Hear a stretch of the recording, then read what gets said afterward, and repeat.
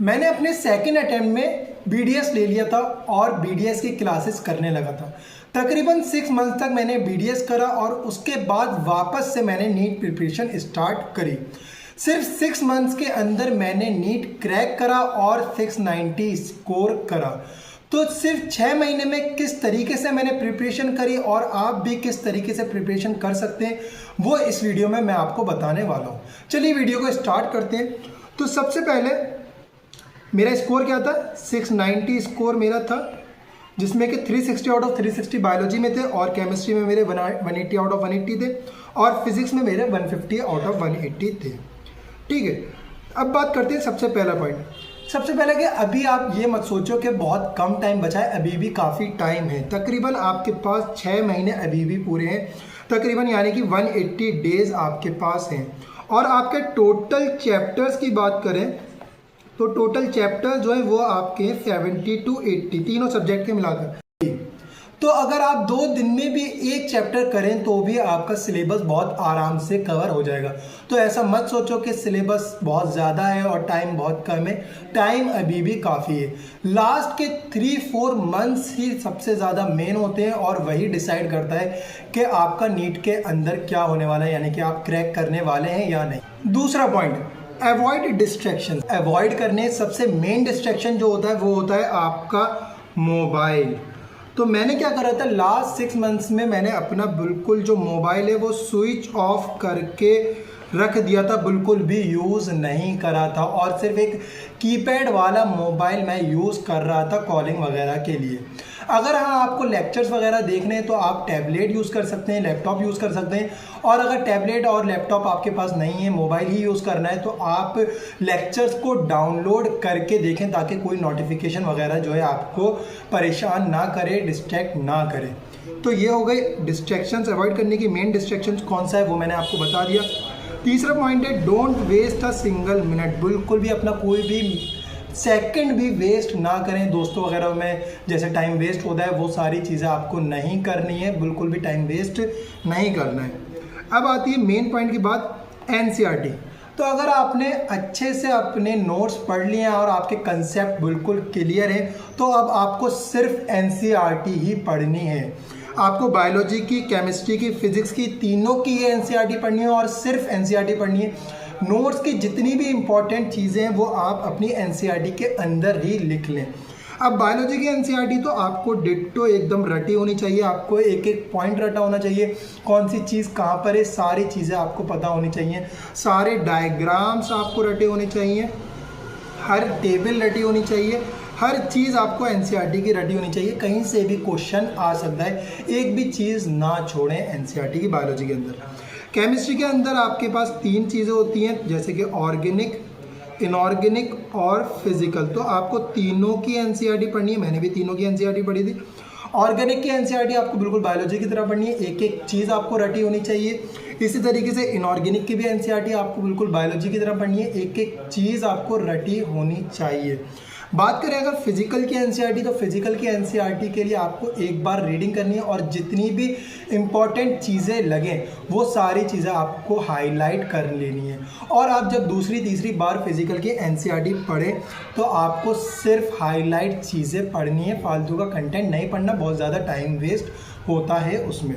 तो आपको तीनों की एनसीईआरटी पढ़नी है केमिस्ट्री के अंदर। अगर फिजिक्स की एनसीईआरटी की बात करें तो फिजिक्स की एनसीईआरटी आपको नहीं पढ़नी। मैंने 2 से 3 चैप्टर पढ़े थे फिजिक्स के अंदर, मुझे इररिलेवेंट लगी थी बहुत सारी चीज़ें और सिर्फ उसमें टाइम वेस्ट हो रहा था। तो फिजिक्स की एनसीईआरटी आपको नहीं पढ़नी, इतना टाइम अब आपके पास नहीं है। बात करते हैं 5th पॉइंट की। कोई भी 1 या फिर 2 टेस्ट सीरीज भी आप ज्वाइन कर सकते हैं। 1 या 2 टेस्ट सीरीज आपको ज्वाइन करनी है, इससे ज़्यादा टेस्ट सीरीज ज्वाइन नहीं करनी। एक तो आप कोई कोचिंग कर रहे हैं तो उसकी टेस्ट सीरीज देते रहें, इसके अलावा आप एलएन वगैरह की, मैंने एलएन की टेस्ट सीरीज ज्वाइन करी थी तो मैं आपको भी रिकमेंड करूंगा कोई भी एलएन की टेस्ट सीरीज ज्वाइन कर लें। लास्ट में एक टेस्ट सीरीज आती है रैंक बूस्टर के नाम से, वो टेस्ट सीरीज मुझे तो बेस्ट लगी थी, उसमें सिर्फ फुल सिलेबस टेस्ट होते हैं तो वो भी ज्वाइन कर सकते हैं और आप अचीवर वगैरह भी ज्वाइन कर सकते हैं जो कि तकरीबन अक्टूबर से नवंबर के बीच में ही स्टार्ट होती है। तो आप कोई भी 2 टेस्ट सीरीज ज्वाइन कर सकते हैं और उसको बहुत अच्छे से दे, एक भी टेस्ट आपको छोड़ना नहीं है। तो टेस्ट सीरीज बहुत ज़्यादा इंपॉर्टेंट है, 2 टेस्ट सीरीज आप अच्छे से दें। तीसरा, अब ये नहीं कि टेस्ट दे रहे हैं, आपका कितना भी स्कोर आ रहा है आप बस टेस्ट दे जा रहे हैं, ऐसा नहीं करना। हर टेस्ट के अंदर आपको एनालाइज करना है कितना स्कोर आ रहा है और पिछले टेस्ट में कितना आया था, इस टेस्ट में कितना स्कोर इंक्रीज करना है, ये सारी चीज़ें आपको एनालाइज करनी है।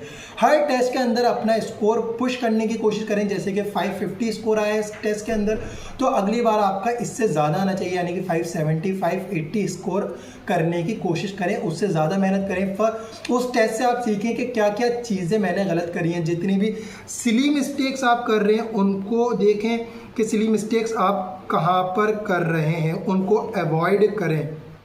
ठीक है, सिली मिस्टेक जितनी कम कर सकेंगे आप उतने ही स्कोर आपका इंक्रीज होगा। अगर आप 4 से 5 भी सिली मिस्टेक कर रहे हैं तो आपका तकरीबन 20 to 25 मार्क्स कम हो रहे हैं। तो सिली मिस्टेक बहुत ज़्यादा इंपॉर्टेंट है, उसको आपको अवॉइड करना है और देखना है कि कहाँ पर आप गलती कर रहे हैं, किस तरीके से आप टेस्ट पेपर को और अच्छा अटैम्प्ट कर सकते हैं।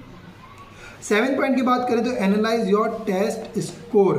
अपना टेस्ट स्कोर को एनालाइज करें, अपना टेस्ट पेपर जो देकर आए हैं आप उनको जितने भी क्वेश्चंस हैं उनको अच्छे से देखें और देखें कि कौन सा क्वेश्चन आपने गलत करा है। जो क्वेश्चन गलत करा है उसमें देखें आपने क्या गलती करी है और एनसीईआरटी के अंदर वो जाकर देखें उसी टाइम जब आप टेस्ट पेपर एनालाइज कर रहे हैं। अगर आपने कोई चीज़ आपको याद नहीं आई तो आप एनसीईआरटी के अंदर देखें कहाँ पर वो चीज़ है और मार्क कर लें कि ये चीज़ मैंने एक टेस्ट पेपर में गलत करी है। आपको कोई अलग से कॉपी वगैरह बनाने की ज़रूरत नहीं है। बहुत ज़्यादा लोग कहते हैं कि एक कॉपी बना लें टेस्ट पेपर एनालाइज की, लेकिन वो नहीं है। आप सिर्फ एनसीईआरटी के अंदर ही चीज़ें मार्क कर लें कि कौन सी चीज़ आप गलत कर रहे हैं और कौन सी चीज़ आपकी बार बार गलत हो रही है। तो आपको देखना है कि कौन सी चीज़ आपने गलत करी है, क्या सिली मिस्टेक करी है, वो एनसीईआरटी के अंदर हाईलाइट या मार्क करके रख लें।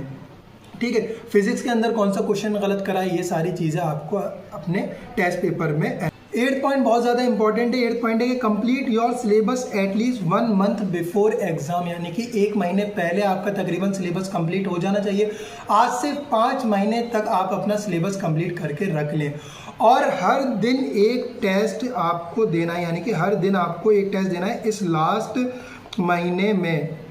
उससे क्या होगा, आपके 30 डेज में 30 टेस्ट कंप्लीट हो जाएंगे और आपको इस टेस्ट में हर दिन अपना टेस्ट स्कोर इंक्रीज करना है। तो ये बहुत ज़्यादा इंपॉर्टेंट है। आपको सिर्फ जो रिवाइज करना है वो इसी से करना है। यही हमारा 9th पॉइंट है कि लास्ट मंथ में आपको एक टेस्ट देना है।